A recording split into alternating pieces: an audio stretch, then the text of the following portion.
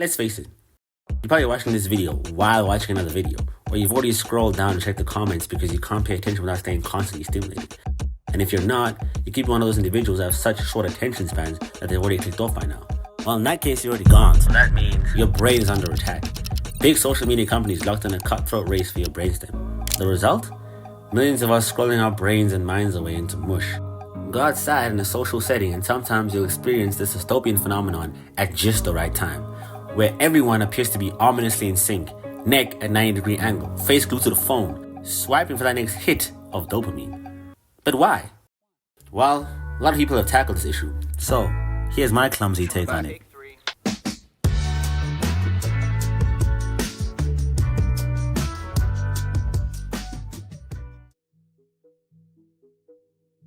Right now, we're in a unique time in human history where there's a rapidly progressing occurrence of internet addiction. Now, we need stimulation for every little small thing that we have to do. Or even worse, we need stimulation on top of stimulation.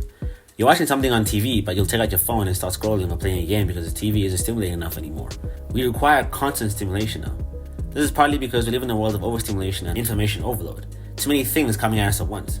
Step outside and there are electronic billboards everywhere selling you the next best product in a stimulating ad. There's a new song out from a new artist every week, and there's dopamine-rich junk food delivered straight to your door. Our brains are constantly being fed information, and to cope, this is how it adapts. This adaptation means our dopamine baselines are now absolutely screwed. For those that don't know, dopamine is a pleasure chemical that's released when you're doing something you enjoy. When you go online and find a funny video or something to your taste, you get that chemical reaction in your brain that feels like crack cocaine. Now, from my side, this is how I understand dopamine. We all have a dopamine baseline that begins at a certain level. When we scroll continuously for hours every day stimulating images or videos, our baseline increases. The same amount of stimulation that releases the same amount of dopamine is not enough anymore. Now, you get to a point where you need more stimulation for the same amount of dopamine. But now that same amount of dopamine isn't enough also, so you need even more stimulation to get higher than that same amount of dopamine that would have got you sufficiently high before. And now the distortion of our baselines means we've all become internet junkies. We're digital zombies. We become zombified and controlled by algorithms that keep us passive, completely addicted to our devices and the internet. This is why people have recently started to talk about brain rot. These moments that we experience in the real world that pass us by and we forget them because we're so absorbed in digital devices. Many of us experience an actual decline in our cognitive abilities. We're becoming more forgetful, losing track of time, and our ability to focus is diminishing. And I wish I was immune to this too, man, but I'm not.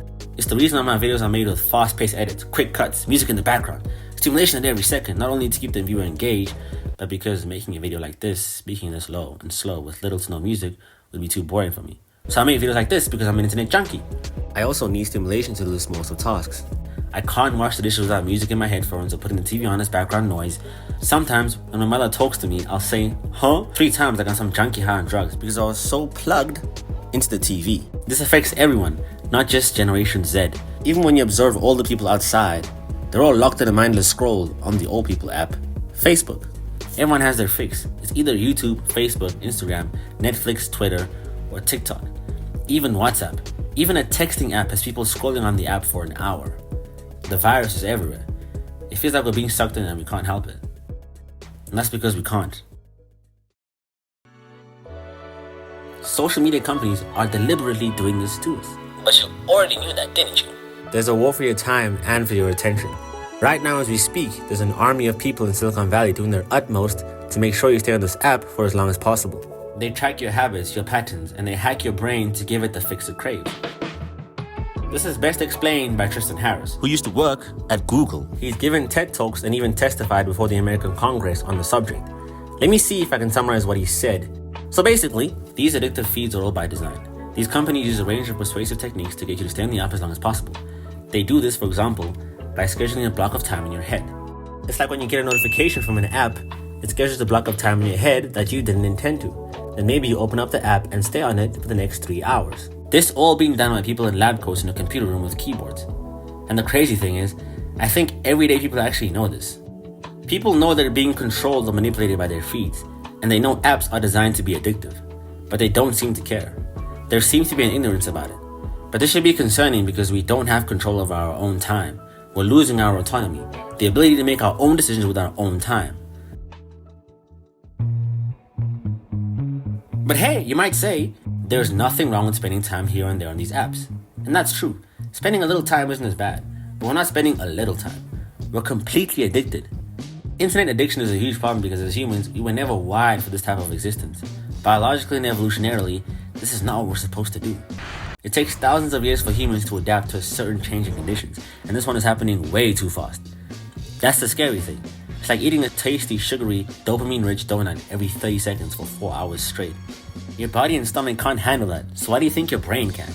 The body adjusts by gaining weight. What do you think the brain does? Our brain has one choice: to evolve. It's a learning machine. I'm no neuroscientist, but we're teaching it to need and crave astronomical levels of stimulation that it isn't used to.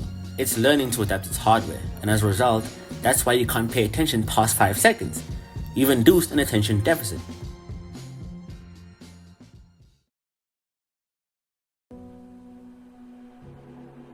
What we need to do as people is step away from all the digitalism. We need to unplug from our devices for a moment. And even if that means you don't watch my videos, then that's the price to pay. Just temporarily delete the app. Whatever app that is inflicting this vicious virus on you. For someone else, it's Instagram. For you, it may be TikTok. For me, it was YouTube Shorts.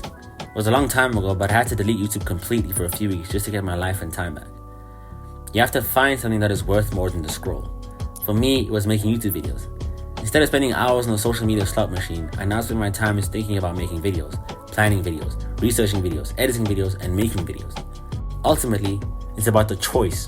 When you intend to go on an app and just check out 1 or 2 videos, but end up spending the next 4 hours on it instead, are you choosing to do so? Or are you victim yet again to the algorithm? You can spend time on the app, but it's about taking back the choice that you make with your time. We spend hours on these apps, but often as slaves to them. The last thing you want to do is turn into a digital zombie. So, in this war against your time and attention, are you gonna let them win?